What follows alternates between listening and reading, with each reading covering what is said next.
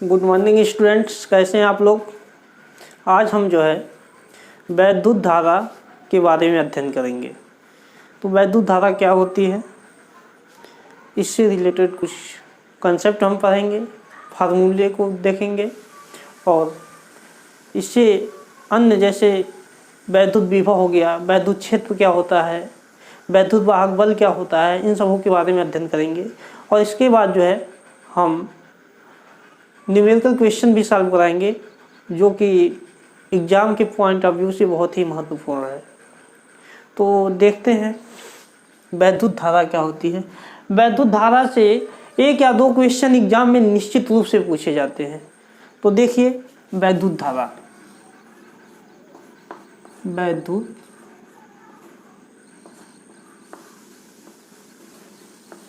धारा, electric current. वैद्युत धारा इलेक्ट्रिक करंट क्या होती है। किसी चालक में इलेक्ट्रॉन प्रवाह की दर को वैद्युत धारा कहते हैं। फिर से एक बार सुन लीजिए, किसी चालक में इलेक्ट्रॉन प्रवाह की दर को वैद्युत धारा कहते हैं। मान लेते हैं अगर कोई चालक है जिसमें Q कूलम आवेश T सेकेंड तक, Q कूलम आवेश T सेकेंड तक प्रवाहित हो रही है, तो उसमें जो है प्रवाहित होने वाली धारा को I से डिनोट करते हैं, धारा Q/T होगी। फिर से देख लीजिए, अगर किसी चालक में Q कूलम आवेश T सेकेंड तक प्रवाहित हो रही है, तो चालक में प्रवाहित होने वाली धारा Q/T होगी। अगर दूसरे शब्दों में कहें कि अगर किसी चालक में n इलेक्ट्रॉन T सेकेंड तक प्रवाहित हो रहे हैं, तो चालक में प्रवाहित धारा हो जाएगी I n इंटू Q/T। वैद्युत धारा का जो मात्रक होता है ये होता है एम्पियर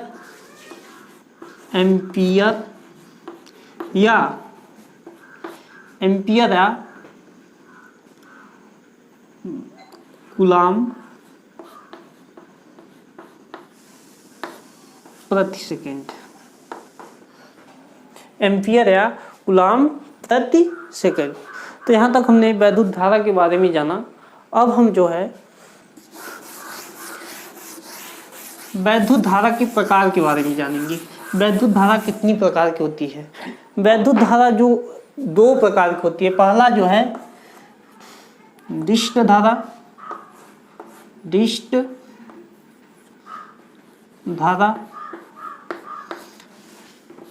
डायरेक्ट करंट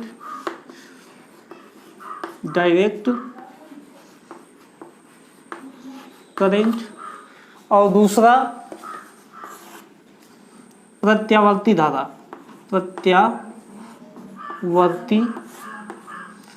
धारा, अल्टरनेटिंग करंट।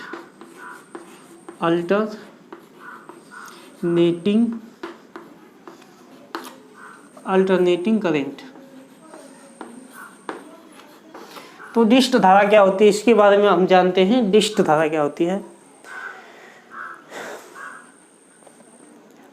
डिस्ट धारा वो होती है जिसका परिमाण और दिशा समय के साथ जो है कांस्टेंट होता है। डिस्ट धारा का जो परिमाण और दिशा होता है ये समय के साथ जो है कांस्टेंट होता है। जैसे सेल और जनरेटर से जो प्रवाहित धारा होती है वो जो है डिस्ट धारा होती है। और अल्टरनेटिंग करंट यानी प्रत्यावर्ती धारा वो होती है जिसका जो है परिमाण और दिशा जो है समय के साथ जो है परिवर्तित होता है और एक निश्चित समय अंतराल के पश्चात इस परिमाण और दिशा का रिपीटेशन होता है, मतलब पुनरावृत्ति होती है। अगर हम एक ग्राफ खींचें, मान लेते हैं ए समय है और ये धारा है। एक्सिस को हम समय मान लेते हैं और वाई एक्सिस को धारा मान लेते हैं। तो धारा और समय के बीच हम ग्राफ खींचें तो डिस्ट धारा का जो ग्राफ होगा वो समय के साथ जो है कांस्टेंट होगा। देखिए समय जो है यहाँ बढ़ रहा है, धीरे धीरे बढ़ रहा है, लेकिन जो धारा का वैल्यू है फिक्स है, हमेशा y का वैल्यू जो है मान लेते हैं y एक्सिस है, y एक्सिस का मान हर जगह समान है। यहाँ पर भी धारा अगर मान लेते हैं अगर ये 10 है और यहाँ पे भी 10 है, तो यहाँ पे जब हम देख रहे हैं यहाँ पे 10 होगा, लेकिन जैसे अगर हम यहाँ बहुत यहाँ 15 है तो यहाँ पर भी 10 ही होगा, यहाँ पर भी 10 ही होगा। तो हम कह सकते हैं कि दिष्ट धारा का मान समय के साथ अपरिवर्तित रहता है, समय के परिवर्तन के साथ अपरिवर्तित रहता है, उसका डायरेक्शन भी अपरिवर्तित रहता है। और अब हम जो है अल्टरनेटिंग करंट के बारे में देखेंगे। अल्टरनेटिंग करंट का जो है यानी प्रत्यावर्ती धारा का ग्राफ अगर हम देखते हैं तो प्रत्यावर्ती धारा का ग्राफ कुछ इस तरह से प्राप्त होगा।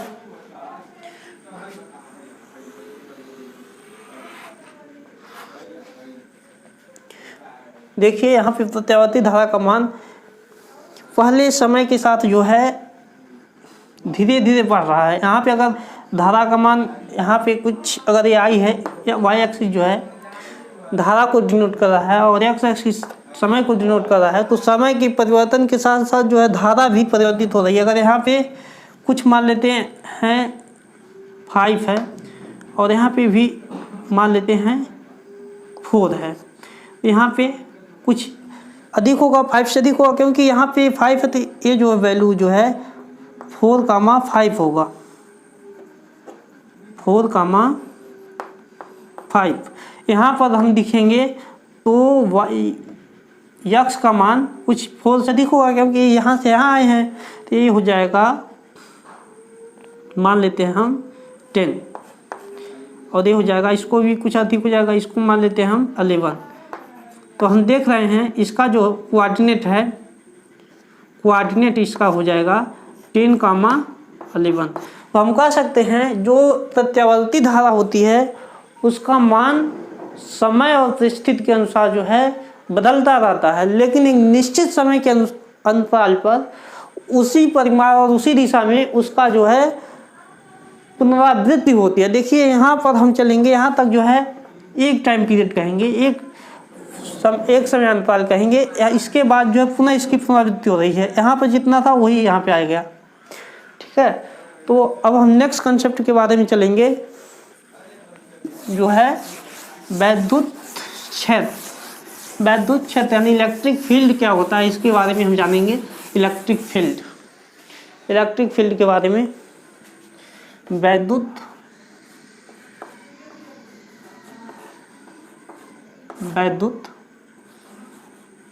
क्षेत्र, इलेक्ट्रिक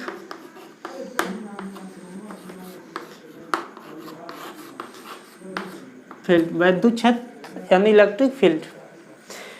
ये होता है इसका डिफिनेशन कि अगर किसी इलेक्ट्रॉन अथवा इलेक्ट्रॉन ना कहें, आवेश कहें तो उचित होगा, यदि किसी आवेश अथवा आवेश समुदाय के चारों ओर का वह क्षेत्र जिसमें कोई अन्य आवेश आकर्षण या प्रतिकर्षण बल का अनुभव करता है वैद्युत क्षेत्र कहलाता है। मान लेते हैं एक कोई आवेश है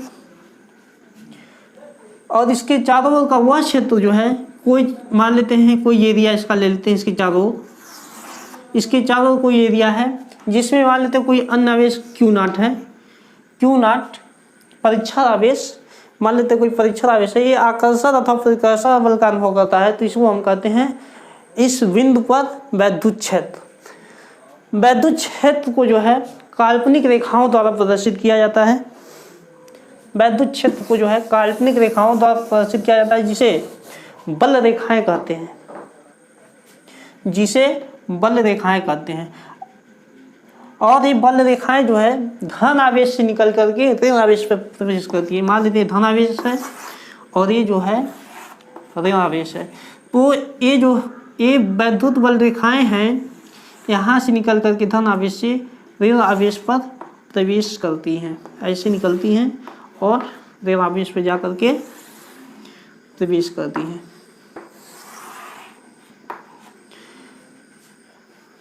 वैद्युत बल रेखाएं यहाँ बहुत ही पास होती है। माना जाता है वैद्युत क्षेत्र वहाँ पे बहुत ही सघन है, वैद्युत क्षेत्र की डेंसिटी वहाँ पे बहुत ही सघन है। और वैद्युत क्षेत्र जहाँ पर बहुत दूर दूर होती हैं वो वहाँ माना जाता है वैद्युत क्षेत्र वहाँ पे बहुत ही विरल है। दो बल रेखाएं एक दूसरे को कभी नहीं काट सकती और न ही स्पर्श कर सकती हैं। अगर ये दोनों रेखाएं एक दूसरे को कहीं काटेंगी तो वहाँ पे दो स्पर्श रेखाएं खींची जा सकती है, जो कि असंभव है। अगर किसी वैद्युत क्षेत्र में Q कूलम्ब आवेश पर लगने वाला बल F है तो वैद्युत क्षेत्र का मान हम देखेंगे। अगर कोई मान लेते हैं वैद्युत क्षेत्र है वो और उस पर जो है Q कूलम्ब आवेश पर लगने वाला बल जो है F है, लगने वाला बल F है और वैद्युत क्षेत्र पर वैद्युत क्षेत्र E है। वैद्युत क्षेत्र को E से डिनोट करते हैं। वैद्युत क्षेत्र E पर लगने वाला वैद्युत क्षेत्र E पर Q कूलम्ब आवेश पर लगने वाला बल F है तो E इज इक्वल टू होता है F अपान Q। F अपान Q इसका मात्रक होता है, हम जानते हैं F का मात्रक फोर्स, जहाँ F बल है, बल का मात्रक होता है न्यूटन और Q जो है आवेश है, आवेश का मात्रक होता है कूलम्ब। तो वैद्युत क्षेत्र का मात्रक हो जाएगा न्यूटन प्रति कूलम्ब, न्यूटन प्रति कूलम्ब। वैद्युत क्षेत्र का मात्रक न्यूटन प्रति कूलम्ब। वैद्युत क्षेत्र का एक और मात्रक होता है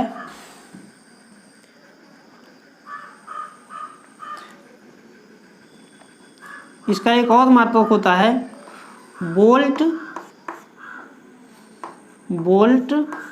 प्रति मीटर। मात्रक आप लोग याद रखिएगा क्योंकि इससे रिलेटेड क्वेश्चन पूछे जाते हैं। और इसका जो है क्वेश्चन अभी हम सॉल्व करेंगे तो उसमें भी कुछ क्वेश्चन पूछे गए हैं इससे रिलेटेड, तो इन सब फार्मूले को और मात्रक को याद रखिएगा। फार्मूला अगर याद है तो मात्रक बहुत आसानी से निकाला जा सकता है, फार्मूले और शर्तें याद होने चाहिए। इसके बाद हम देखेंगे इलेक्ट्रिक पोटेंशियल यानी वैद्युत विभव, वैद्युत विभव, इलेक्ट्रिक पोटेंशियल।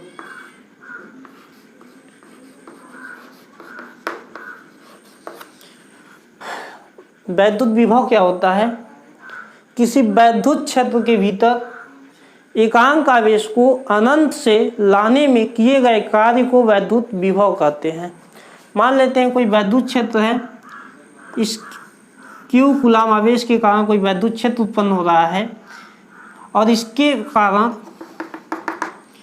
कोई अनंत से किसी परीक्षण आवेश को लाने में किया गया कार्य W है, एक W है। तो इस कार्य के और परीक्षण आवेश के अनुपात को जो है वैद्युत विभव कहेंगे हम, वैद्युत विभव। फिर से एक बार देख लीजिए, वैद्युत क्षेत्र के भीतर एकांक आवेश को अनंत से लाने में किए गए कार्य को वैद्युत विभव कहते हैं। डिफिनेशन के अनुसार इसका जो है फार्मूला ये निकलेगा, वैद्युत विभव को V से डिनोट करते हैं, V is equal to W upon Q। हम जानते हैं W का मात्रक जो है जूल होता है और Q का मात्रक कूलम्ब होता है, तो इसका वोल्ट विभवांतर का मात्रक हो जाएगा जूल प्रति कूलम्ब, जूल प्रति कूलम्ब, या एक और मात्रक होता है वोल्ट, जूल प्रति कूलम्ब या volt.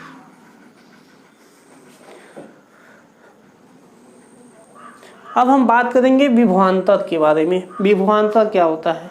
Potential difference. What is potential difference? Now I will talk about potential difference. So let us come to know. आइए जाने क्या पोटेंशियल डिफरेंस होता है, वैद्युत विभवांतर क्या होता है। वैद्युत विभवांतर के बारे में अब हम अध्ययन करेंगे। तो आइए देखते हैं वैद्युत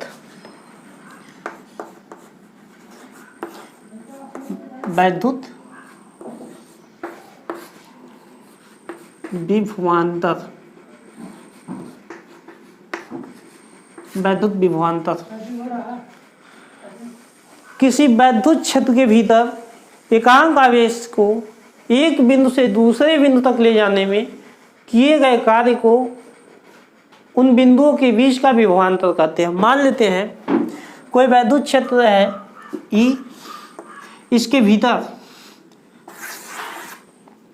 किसी आवेश को इस बिंदु से इस बिंदु तक ले जाने में जो कार्य किया जा रहा है, मान लेते हैं ये बिंदु जो है A है और A जो है B है। मान लेते हैं B से A तक लाया जा रहा है, B से A तक लाया जा रहा है या A से B तक ले जाया जा रहा है। तो इसमें जो है जो कार्य किया जा रहा है और परीक्षण आवेश के अनुपात, जो परीक्षण आवेश का जो अनुपात है उसी के अनुपात को जो है हम वैद्युत विभवांतर कहते हैं। मान लेते हैं यहाँ पर विभवांतर जो है VA है और यहाँ पे VB है, तो वैद्युत विभवांतर क्या हो जाएगा, VA minus VB is equal to, और यहाँ पर मान लेते हैं किया गया कार्य W है और Q आवेश का जो परिमाण है Q है, तो W/Q हो जाएगा। इसका भी मात्रक वही होगा जूल प्रति कूलाम या वोल्ट। इसका भी मात्रक जूल प्रति कूलाम या वोल्ट। नेक्स्ट टॉपिक है इसमें वैद्युत वाहक बल। आइए तो देखते हैं वैद्युत वाहक बल क्या होता है। वैद्युत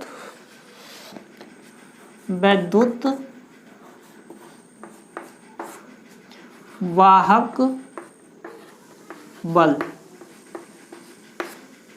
वैद्युत वाहक बल किसी परिपथ में एकांक आवेश को एक स्थान से दूसरे स्थान तक ले जाने में किए गए कार्य को उस सेल का वैद्युत वाहक बल कहते हैं। एक बार और देख लीजिए, किसी परिपथ में एकांक आवेश को एक स्थान से दूसरे स्थान तक ले जाने में किए गए कार्य को उस सेल का वैद्युत वाहक बल कहते हैं। इसे जो है E से डिनोट करते हैं। E इज इक्वल टू होता है सेल द्वारा किया गया कार्य, सेल द्वारा किया गया कार्य, सेल द्वारा किया गया कार्य W/Q। इसका भी मात्रक वही होता है जो वोल्ट विभवांतर का होता है। यहाँ पे W का मात्रक हो जाएगा जूल और Q का मात्रक कूलाम, यानी जूल प्रति कूलाम या वोल्ट। जूल प्रति कूलाम या वोल्ट। देखिए पहला क्वेश्चन इसमें है, घरों में प्रयुक्त धारा होती है डिस्ट धारा, प्रत्यावर्ती धारा। डिस्ट धारा व प्रत्यावर्ती धारा दोनों, इनमें से कोई नहीं। जैसा कि अभी हमने कंसेप्ट में बताया कि घरों में जो प्रयुक्त होने वाली धारा होती है, जिससे बल्ब, पंखा, हीटर इत्यादि चलते हैं, उसमें जो है प्रत्यावर्ती धारा प्रयुक्त होती है। तो इसमें जो है ऑप्शन नंबर बी सही होगा, प्रत्यावर्ती धारा। दूसरा क्वेश्चन है, किसी विद्युत परिपथ में एकांक धन आवेश को दो बिंदुओं के बीच स्थानांतरित करने में किया गया कार्य कहलाता है। फिर से एक बार रिपीट करते हैं हम क्वेश्चन।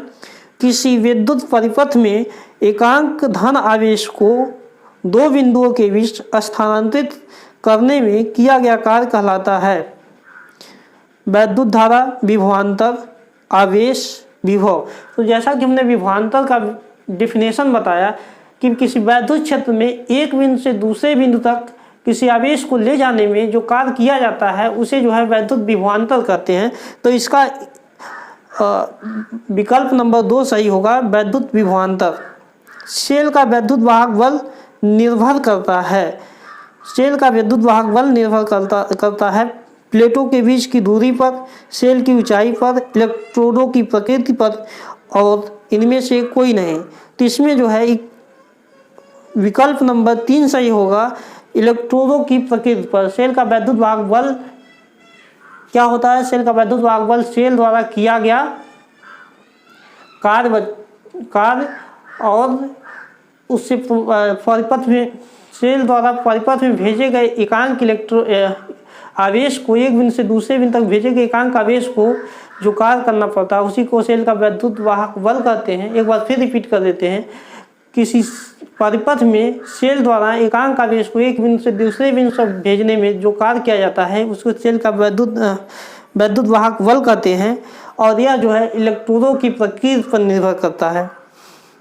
आवेश की प्रवाह की दर को क्या कहते हैं? तो हम सभी जानते हैं आवेश की प्रवाह की दर को धारा कहते हैं। इसमें 4 ऑप्शन है, वैद्युत धारा, प्रतिरोध, विभव, विभवांतर। तो हम बताए जैसा कि पहले आवेश की प्रवाह की दर को वैद्युत धारा कहते हैं।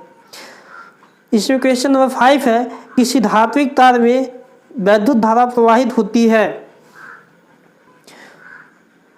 पहला ऑप्शन है प्रोटॉनों द्वारा, दूसरा है आयनों द्वारा, तीसरा है न्यूट्रॉनों द्वारा और चौथा है इलेक्ट्रॉनों द्वारा। तो हम जानते हैं कि धातु में जो प्रोटॉन होते हैं वो एटम के नाभिक में होते हैं और नाभिक जो है फिक्स होता है, वो नहीं मूव करता है। इसलिए ऑप्शन नंबर ए तो नहीं होगा। आयन द्वारा भी नहीं होगा। न्यूट्रॉनों द्वारा, न्यूट्रॉन जो है न्यूट्रल होते हैं, उनसे तो कोई आवेश होता नहीं, इसलिए भी नहीं होगा। इलेक्ट्रॉनों द्वारा, इलेक्ट्रॉन जो है धातु में मूव करते हैं, इसलिए इसका जो विकल्प होगा विकल्प नंबर 4 होगा, इलेक्ट्रॉनों द्वारा। इसका क्वेश्चन नंबर 6 है, एक चालक AB में इलेक्ट्रॉन A से B की ओर बढ़ रहा है, धारा की दिशा होगी। कोई चालक है AB और कहा जा रहा है कोई इलेक्ट्रॉन है वह A से B की ओर बढ़ रहा है, तो धारा की दिशा क्या होगी? धारा की दिशा जो है इलेक्ट्रॉन के बहने की दिशा के विपरीत होगी, यानी B से A की ओर होगी धारा के बहने की दिशा। B से A की ओर धारा के बहने की दिशा होगी। तो इसका ऑप्शन नंबर जो है 4 सही है, सॉरी ऑप्शन नंबर B सही है, B से A की ओर। नेक्स्ट क्वेश्चन पे चलते हैं। तांबे के तार से होकर 2.5 × 10⁻18 मुक्त इलेक्ट्रॉन प्रति सेकंड प्रवाहित हो रहे हैं। चालक में धारा है। एक बार फिर क्वेश्चन सुन लीजिए। तांबे के तार में होकर 2.5 × 10⁻18 मुक्त इलेक्ट्रॉन प्रति सेकंड प्रवाहित हो रहे हैं। चालक में धारा है, पहला है 0.2 एम्पियर, दूसरा है 0.4 एम्पियर और तीसरा है 0.5 एम्पियर। चौथा है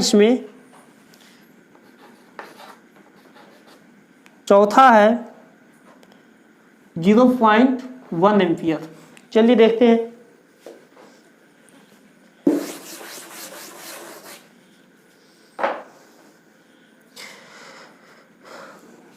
इसमें जो है हम जैसा कि हमने क्वेश्चन में बताया, किसी चालक में प्रवाहित होने वाली धारा N × Q/T होती है, जहाँ N इलेक्ट्रॉनों की संख्या है, Q उस एक इलेक्ट्रॉन पर जो आवेश है वो है और T जो है समय है। I = N × Q/T, जहाँ N इलेक्ट्रॉनों की संख्या, Q आवेश और एक इलेक्ट्रॉन पर आवेश और T जो है समय है। तो हम देख रहे हैं N का जो मान है वो दिया है 2.5 × 10⁻18 और Q का मान होता है 1.6 × 10⁻19 कूलम, 19 कूलम और T का वैल्यू दिया है T = 1। तो हो जाएगा I = 1.6 × 10⁻19 × 2.5 × 10⁻18/1। आगे देखिए इससे जब हम मल्टीप्लाई करेंगे 16 85, 16 दूनी 32, 8 40, 2 स्थान पे दशमलव है, 2 स्थान पे दशमलव लगा देंगे, यहाँ आ जाएगा पूरे 40 है, 2 स्थान पे दशमलव होगा तो यहाँ पे आ जाएगा। और इसमें जो है 10 पावर माइनस 19 प्लस 18 कर देंगे, क्योंकि जब बेस समान होता है और मल्टीप्लाई किया जाता है तो घात को जोड़ देते हैं। तो ये हो जाएगा 4 × 10 power minus 1 is equal to 0.4 ampere, 0.4 ampere, या इसको और कर सकते हैं, या कूलाम प्रति सेकेंड, 0.4 कूलाम प्रति सेकेंड। इसका नेक्स्ट क्वेश्चन अब हम देखेंगे। नेक्स्ट क्वेश्चन है, उम्मीद है कि ये क्वेश्चन आपको लोगों को समझ में आया होगा। नेक्स्ट क्वेश्चन हम देखते हैं। एक धनावेशित तथा एक ऋणावेशित गोले को तांबे के तार से जोड़ने पर गोले के उदासीन होने में 1 मिलीसेकंड का समय लगता है तथा इस समय में तार से होकर 200 माइक्रोकूलम आवेश गुजर जाता है। तार से प्रवाहित होने वाली धारा का मान होगा। देखिए दिया है, एक धनावेशित गोला है और एक ऋण आवेशित गोला है। जब इसको एक तांबे के तार से जोड़ा जाता है तो जोड़ने पर उदासीन होने में तांबे के एक धनावेशित का एक ऋण आवेशित गोले के को तांबे के तार से जोड़ने पर गोले के उदासीन होने में 1 मिलीसेकंड का समय लग रहा है, 1 मिलीसेकंड का समय लग रहा है। और इससे जो है इस सर्किट से 200 माइक्रोकूलम जो है माइक्रोकूलम आवेश प्रवाहित हो रहा है। तो पूछा जा रहा है इस सर्किट में जो है करंट का प्रवाहित होने वाला करंट का मान क्या होगा। तो हम जानते हैं I is equal to Q/T, यहाँ Q क्या है, प्रवाहित होने वाला आवेश है। आवेश कितना है, 200 माइक्रोकूलम, और T क्या है, 1 मिलीसेकंड। तो पहले हम माइक्रोकूलम को जो है कूलम में बदलेंगे। 1 माइक्रोकूलम होता है, 1 माइक्रोकूलम बराबर 10⁻⁻6 कूलम, और 1 मिलीसेकंड बराबर होता है 10⁻³ सेकंड। तो यहाँ से अब हम इसको आवेश का वैल्यू जो है उसको रखेंगे 10⁻⁻6 नहीं 200 × 10⁻⁻6 अपॉन 10⁻⁻3। इसको और सॉल्व करेंगे तो हो जाएगा 200 × 10⁻⁻6, 10⁻⁻3 ऊपर जाएगा तो प्लस हो जाएगा 10⁻3। इसको और सॉल्व करेंगे तो हो जाएगा 200 × 10⁻⁻3। -6 है और -3 है तो बेस सेम है, गुणा किया जा रहा है तो जो घात है वो जुड़ जाएगा। थोड़ा सा इसको और सॉल्व किया जाए।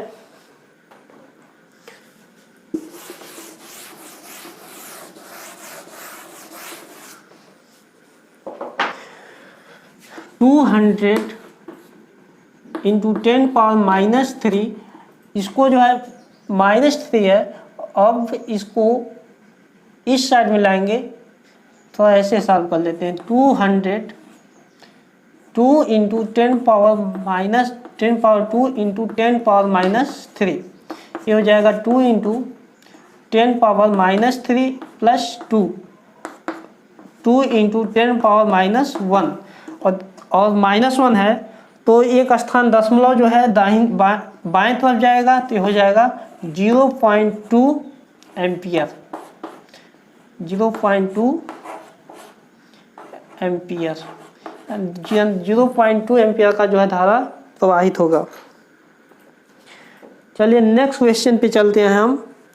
नेक्स्ट क्वेश्चन है, एक चालक के सिरों के बीच का विभवांतर 0.5, एक मिनट, इसमें नेक्स्ट क्वेश्चन है, एक चालक के सिरों के बीच का विभवांतर 1.5 वोल्ट है। एक मुक्त इलेक्ट्रॉन चालक के एक सिरे से दूसरे सिरे तक जाने में कार्य करेगा। इसमें 4 ऑप्शन दिया है। पहला है 2.4 इंटू 10⁻⁹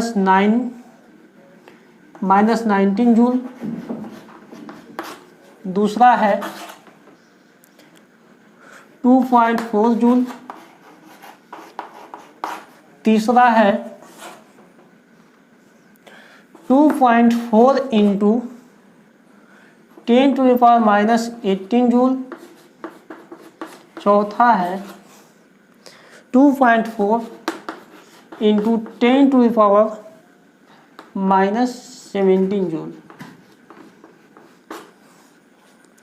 क्वेश्चन एक बार फिर रिपीट कर देते हैं। एक चालक के सिरों का विभवांतर 1.5 वोल्ट है। एक मुक्त इलेक्ट्रॉन चालक के सिरे से एक सिरे से दूसरे सिरे तक जाने में कार्य करेगा।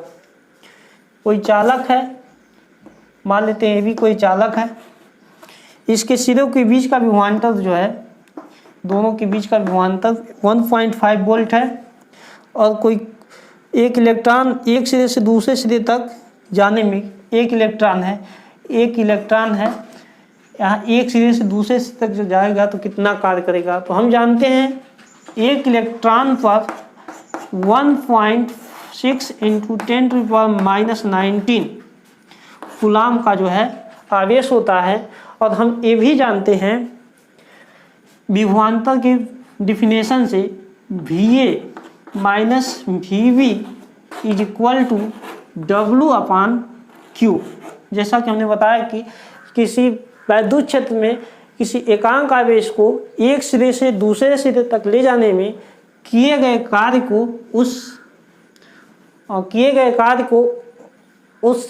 उस बिंदु के बीच का विभवांतर कहते हैं। तो हम इस डिफिनेशन के अनुसार ये विभवांतर VA माइनस VB दिया है।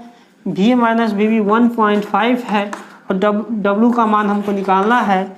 Q का मान है 1.6 इंटू 10⁻⁻19 कूलाम। तो W इज इक्वल टू हो जाएगा 1.6 इंटू 10⁻⁻19 इंटू 1.5।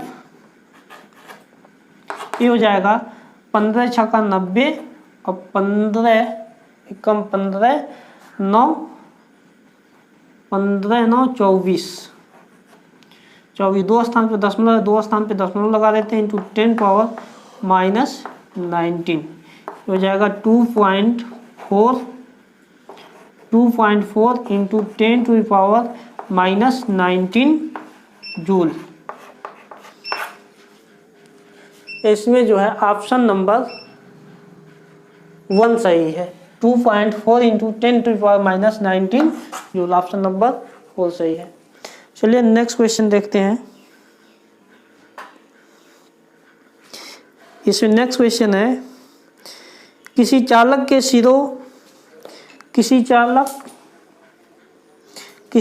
के सिरों का विभवांतर 2 वोल्ट है। इस चालक में 0.1 कूलाम आवेश प्रवाहित होने पर कार्य होगा।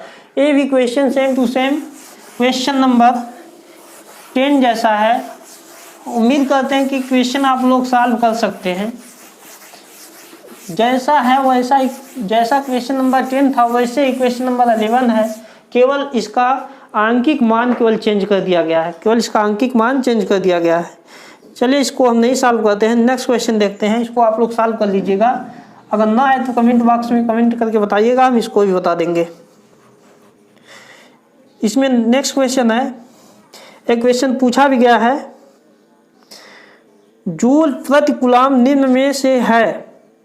जूल 4 ऑप्शन दिया है। Option number 1 ampere. Option number 2 volt. Option number 3 ओम। ऑप्शन नंबर 4,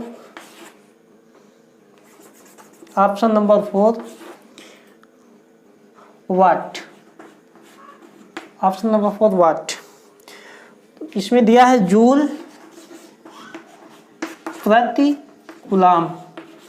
जूल प्रति कूलाम किसका जो है, इसमें से किसके इक्वल है? जूल प्रति कूलाम किस यूनिट के, किस मात्रक के इक्वल है? तो हम जानते हैं जूल जो है वर्क का यूनिट होता है और कूलाम जो है आवेश का।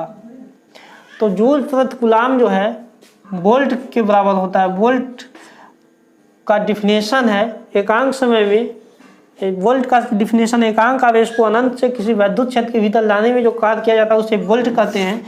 इसका यूनिट जूल प्रति कूलाम या वोल्ट होता है। जूल प्रति कूलाम या एक और मात्रक है वोल्ट, इसलिए इसका ऑप्शन नंबर 2 सही है।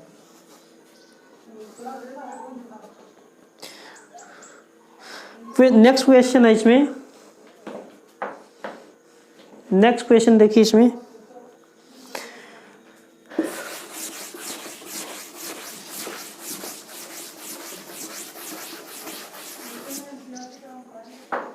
नेक्स्ट क्वेश्चन है किसी चालक में धारा का मान 200 मिली एम्पियर है, इससे होकर प्रति सेकंड मुक्त इलेक्ट्रॉन गुजरेंगे। इसमें दिया है किसी चालक में, पहला ऑप्शन है 1.25 इंटू 10⁻18, दूसरा है 1.25, तीसरा है 1.25 इंटू 10⁻17, चौथा है 1.25 इंटू 10⁻20, 10⁻20।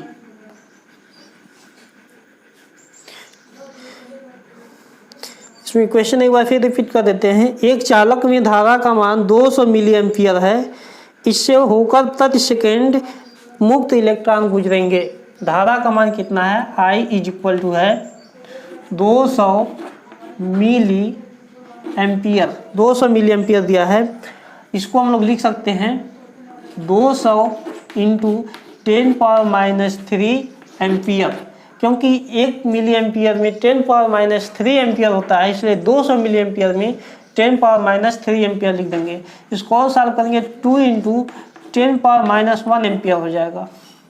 और समय दिया है 1 सेकेंड, समय क्या दिया है? 1 सेकेंड। तो आवेश पूछा जा रहा है Q बराबर क्या, Q का वैल्यू क्या है, यही पूछा जा रहा है। तो हम जानते हैं I is equal to Q upon T, I is equal to Q upon T। Q का वैल्यू है 2 into 1⁻⁻1, 2 into 10⁻⁻1 is equal to Q upon T।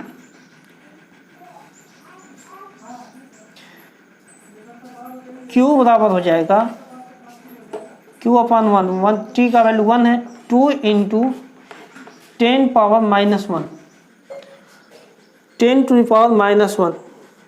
इसमें मुक्त इलेक्ट्रॉन पूछा है, तो ये जो है कूलाम है। इतना कूलाम आवेश चालक में, ठीक है, इतना कूलाम आवेश चालक में प्रवाहित होगा। तो कूलाम है तो इसको जो है जानते हैं हम, एक कूलाम में, जैसा कि हम लोग जानते हैं एक कूलाम में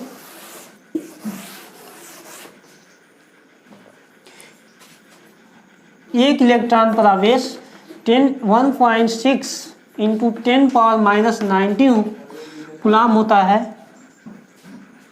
1.6 इंटू 10⁻⁻19 कूलाम होता है, इसलिए एक कूलाम में कितना इलेक्ट्रॉन होंगे? 1/1.6 इंटू 10⁻⁻19 एक कूलाम आवेश में। इसलिए इतना कूलाम आवेश में कितना इलेक्ट्रॉन होंगे? तो लिख देंगे, चूँकि एक कूलाम आवेश में 1/1.6 इंटू 10⁻⁻19 इलेक्ट्रॉन, इसलिए 2 इंटू 10⁻⁻1 इलेक्ट्रॉन में, एक कूलाम में होंगे 1.6 इंटू 10⁻⁻19 इंटू 2 इंटू 10⁻⁻1।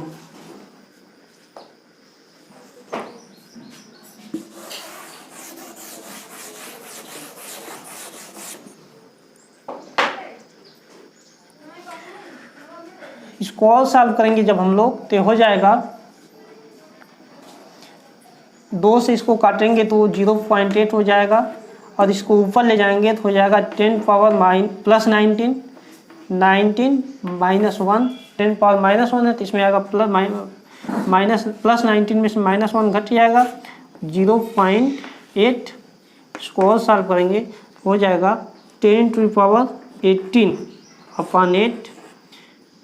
और सॉल्व कीजिए इसको, 100 इंटू 10⁻16 लिख सकते हैं, अपन 8 कर देंगे तो हो जाएगा 4 दूनी 8, 25 चौके 100।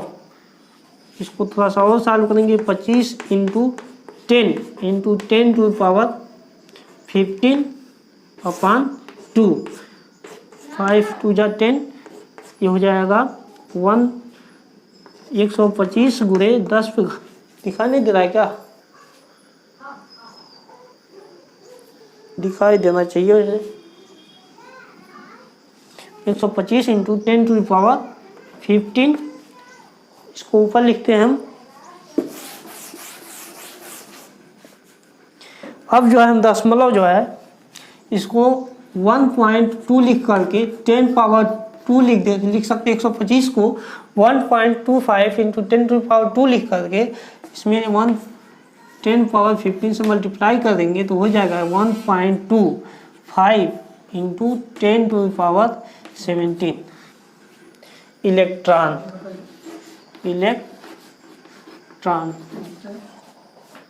इसका ऑप्शन नंबर सी सही है। ऑप्शन नंबर सी है 1.25 इंटू 10⁻17।